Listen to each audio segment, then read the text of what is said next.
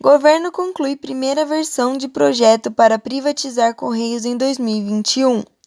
Privatização do SUS seria insanidade e nunca esteve em análise, diz Guedes. STF libera terceirização da atividade fim nas empresas. No Brasil, as discussões sobre privatização e terceirização são frequentes, mas às vezes esses termos são confundidos, tanto pelas pessoas quanto pela mídia. Apesar da confusão comum, privatização e terceirização são dois termos bem distintos. Mas afinal, você sabe o que é privatização e terceirização para poder diferenciá-las? Assista esse vídeo para entender melhor esses conceitos tão importantes. A privatização acontece quando o governo transfere empresas estatais para o setor privado, reduzindo, portanto, sua responsabilidade nos setores com empresas privatizadas. Esse processo pode acontecer por meio de três formas.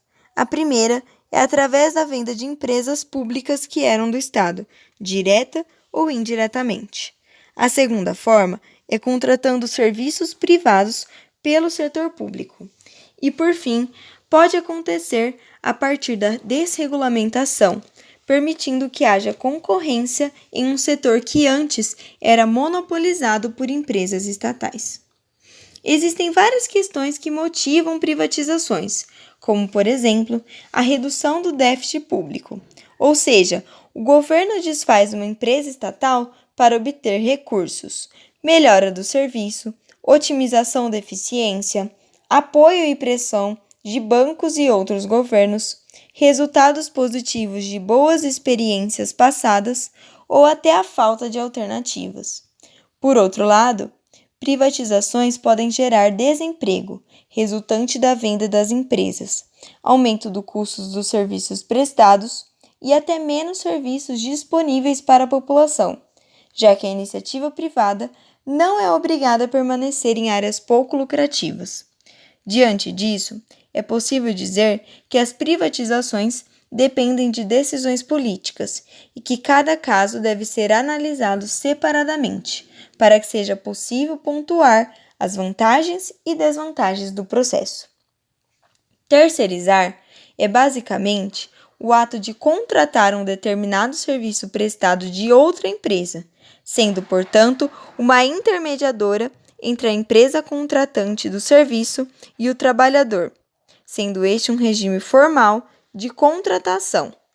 Com a reforma trabalhista sancionada em 2017, todas as atividades podem ser terceirizadas, sejam elas atividades meio, que são aquelas ligadas aos serviços de apoio à atividade principal desenvolvida, como serviço de limpeza, manutenção, segurança, portaria e recepção, ou atividades fim, que é a principal atividade da empresa, onde uma escola, por exemplo, pode terceirizar professores, ou um hospital pode terceirizar médicos. Mesmo após essa implementação em 2017, tribunais continuavam decidindo pela restrição da terceirização, e somente em 2018, os tribunais consideraram constitucional a terceirização das atividades fim. A empresa prestadora de serviços tem o dever de pagar os direitos trabalhistas.